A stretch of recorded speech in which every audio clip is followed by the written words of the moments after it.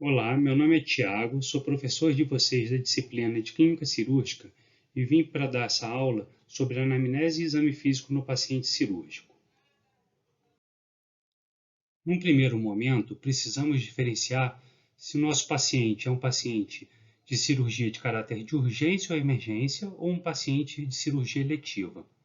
Sendo um paciente de cirurgia de urgência, lembrar que essa urgência ela pode ser uma urgência inflamatória ou mesmo um trauma, como lesões por armas perfuro-cortantes ou mesmo traumas fechados. Ou se o nosso paciente é um paciente de cirurgia eletiva. Por que é importante diferenciarmos se o nosso paciente é um paciente de cirurgia de urgência e principalmente um paciente vítima de trauma?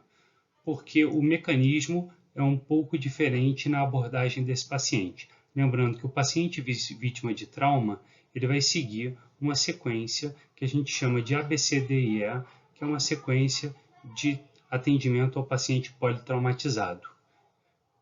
Lembrando que esse paciente muitas vezes não vai estar lúcido, orientado, nem acompanhado por familiares para poder colher uma história adequada. Então, muitas vezes, o que teremos é apenas o exame físico.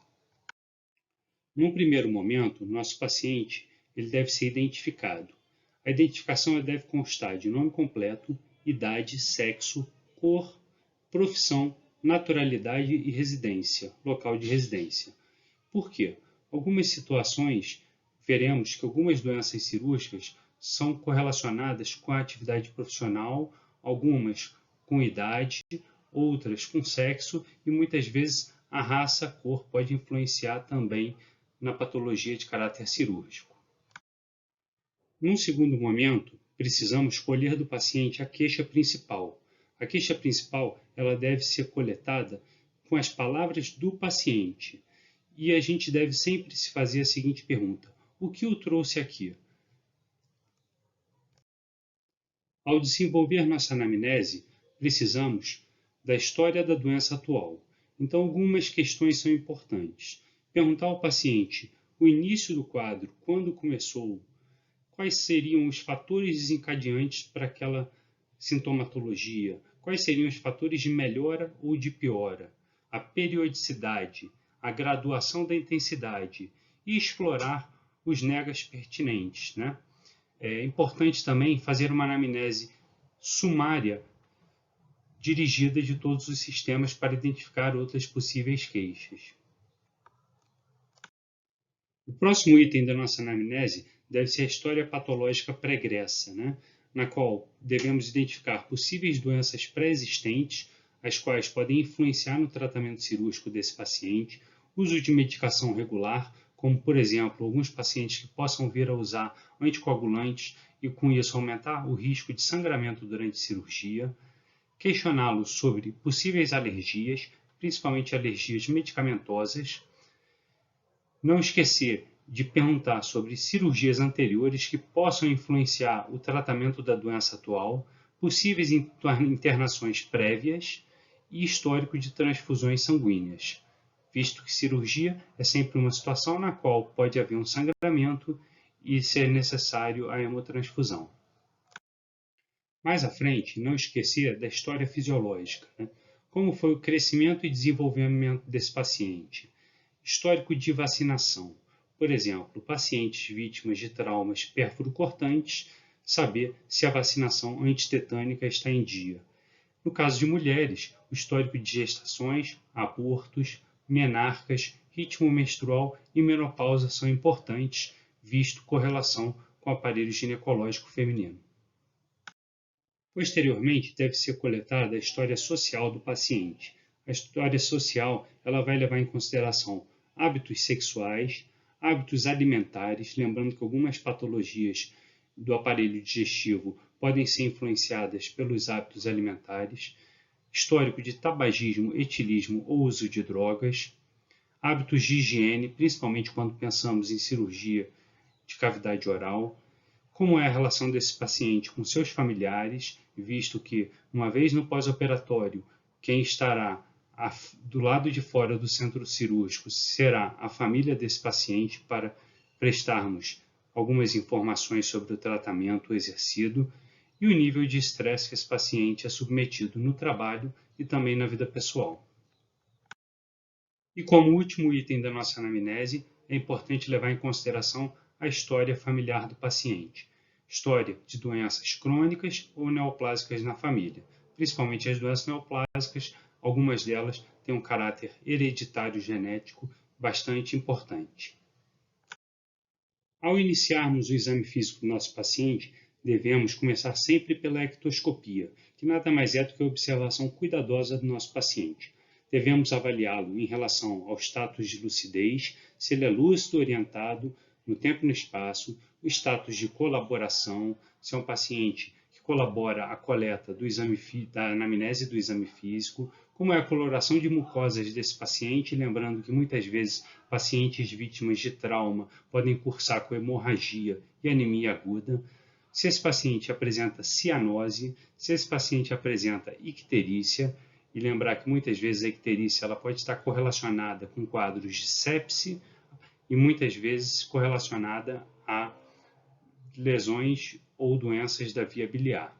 Como é a temperatura corporal desse paciente, se ele apresenta febre ou não, ou muitas vezes até hipotermia, que é comum em situações de trauma, a faces desse paciente, se ele tem faces de dor, o estado geral e muitas vezes importante lembrar do status nutricional desse paciente, principalmente em pacientes de caráter oncológico.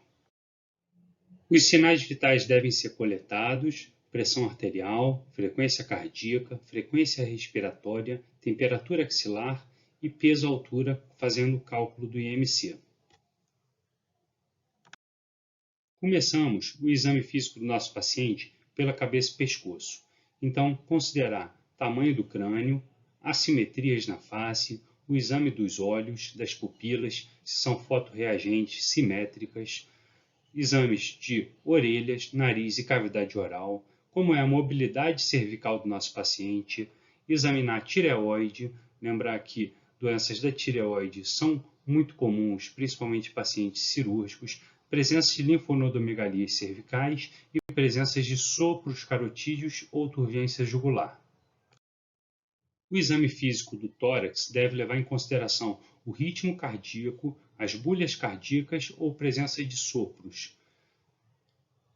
Levar em consideração também se o paciente apresenta deformidades torácicas. Isso é de fundamental importância, principalmente nos traumas torácicos. Como é a ausculta pulmonar do meu paciente e a expansibilidade torácica, se ela é simétrica e bilateral. Como é a frequência respiratória do paciente, se esse mesmo apresenta tiragem ou esforço respiratório. E como são os pulsos arteriais periféricos, principalmente em relação à simetria e amplitude. Passamos ao exame físico do abdômen. Como é o tipo de abdômen desse paciente, se é um abdômen plano, um abdômen globoso, um abdômen escavado, se há presença de cicatrizes que podem, inclusive, influenciar no nosso planejamento cirúrgico, se há presença de circulação colateral, muitas vezes indicando outras comorbidades, como, por exemplo, hepatopatias, vísceras ou massas palpáveis devem ser avaliadas, e dor à palpação abdominal, principalmente o sinal de irritação peritoneal, que muitas vezes vai nos predizer um abdômen agudo, um abdômen cirúrgico. E se esse paciente tem peristalse normal e sopros abdominais identificáveis. O sistema osteoarticular e os membros também devem ser examinados. Examinar em relação à mobilidade das articulações, dor ou crepitações articulares, principalmente em pacientes vítimas de trauma.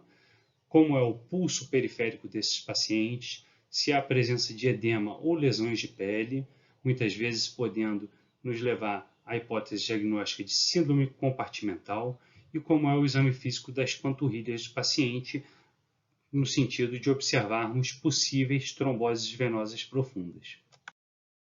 O exame neurológico do nosso paciente deve levar em consideração a lucidez, a força muscular em relação à simetria e bilateralidade, como é a marcha do meu paciente. Lembrar que muitas vezes pacientes de peritonite podem evoluir com marcha antálgica, posição antálgica, avaliar como são os reflexos profundos e superficiais, a sensibilidade nos membros, exame físico dos pares cranianos e possíveis sinais de irritação meníngia, principalmente nos traumas correlacionados a lesões do sistema nervoso central.